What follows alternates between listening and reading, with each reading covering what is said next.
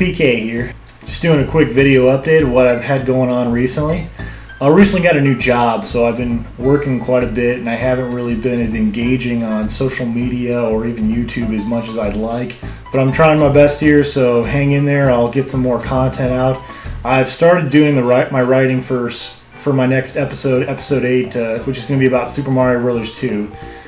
Kind of a little review / retrospect kind of thing going on there. So that's going to be really good.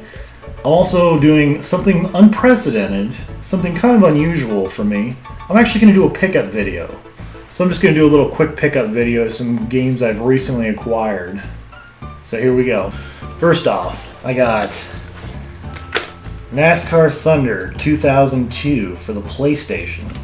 I had the PlayStation 2 version, but I wanted the PS1 version just because it's, because I can play it on my PS3 and I like that. Graphics aren't as good, obviously, but it's still a lot of fun. And then I got Tomb Raider 3.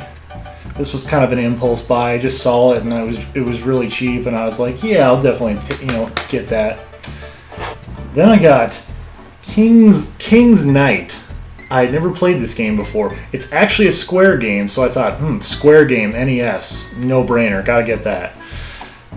I think there's about 3 RoboCop games on the NES. And I had the first one, and I found the second one the other day. It's still got. I think this was like part of this used to be like a video rental game or something, because it says like Ken's World of Video, Addison, and then it has like a phone number on here. So I'm like, I wonder if I should try to call that and see if that's still an existing number. That'd be funny. I also got Win, Lose, or Draw. That was the other NES game I got, and I got GoldenEye Rogue Agent for PS2, all for $3.50. That's a pretty good deal, I thought. As far as Sega Genesis games goes, I came across this game and I just had to have this. Double Dragon for the Sega Genesis. Yeah, Double Dragon. Yes, Double Dragon for the Sega Genesis. What's kind of cool about this game, not only is it 2-player and it's got good graphics compared to like the NES version, obviously, or even it's even better than the Master System version, I think. But it actually is a region-free game. You can play this on a Mega Drive or a Genesis, which is pretty cool. This particular game actually was a Blockbuster video game, and it says it on the back, and it still has a rent code on it. Weird. The other 2 Sega Genesis games I got was Rocket Knight Adventures. Yes, it's a fun little platforming game, and he's a possum, and he has like a rocket pack, and he's a knight. It's actually a lot of fun, believe it or not. And then the other game I got was Fantasia.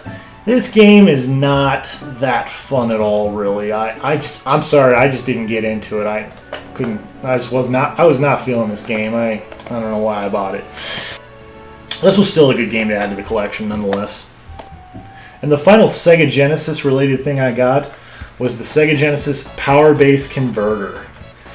As you can see, what the Sega Genesis, and if you don't know, which many of you probably do, is that the Sega Genesis Power Base Converter plays Sega Master System games. But it only works on the Genesis 1, not the Genesis 2.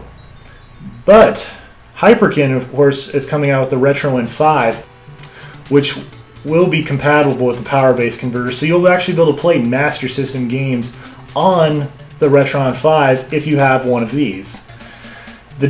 What I'm still kind of confused about, because I haven't seen the new and latest, final product of the Retron 5, is that because the thing about it is the way this was designed so the only system you could play this on was Genesis 1 because of this little back part right here, as you can see.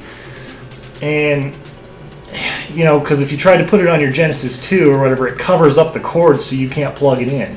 So I can't figure out what they did, because initially the Retron 5 was supposed to have the Genesis or Mega Drive port as the second port. So the only logical thing I can think of is that they must have moved that to the back, which is what I'm hoping they did. I'm sure they did. I mean, that's something that makes sense. Also, it's kind of cool.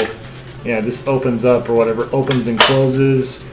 There's a pause button on the front right here. That was one thing that's kind of weird about the Master System, is that the pause button was on the actual system. So when you use a Master System controller, it has like an A, B, and a weird weird D-pad that goes like 8 ways or whatever, but no start and select button, so there's no pause button, and so the pause button's on the system, which is why the power base converter has a pause button on the system.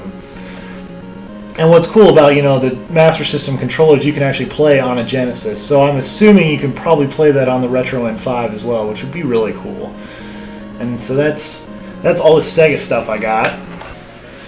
I got these off eBay, 4 box NES games. I got these games from a fellow YouTuber, NESgoOmba. Actually, I won one of his several auctions he had on eBay recently. He's been going through some tough times, and you know, I bid on something and I won, and I'm really happy I got these games, because anytime you can get boxed NES games is a good day. So thanks again, NESgoOmba. And if you haven't seen his channel, come check it out. I'll even put a link in the description below. So if you haven't seen NESgoOmba's channel, come check him out. Anyways, the games I got were, the first one was a box copy of Hide-Lied. If you don't know anything about Hide-Lied, check out The Angry Video Game Nerd did a good review of that. Actually, it was really funny. It's kind of Zelda-ish, but not nearly as good. But still, you know, it's a boxed NES game. Who cares? You know, I'm always happy to get those. Next, we got Legacy of the Wizard by Broderbund. Yes, Legacy of the Wizard. This game's a lot of fun too. It actually has a password system. I really like games that have a password system, which was really common, especially earlier NES and some later NES games. And then we got Wizards and Warriors 1 and 2. Weirdly enough, Wizards and Warriors 2 actually is called Iron Sword for some reason. I've never heard an explanation for why that is. And it has Fabio on the cover. Whenever I think of Fabio, I always think of romance novels. It's weird that he ended up on the cover of a video game. Well, that's all the time I have today. Thanks for watching. Please like and subscribe. Check us out on Facebook and Instagram.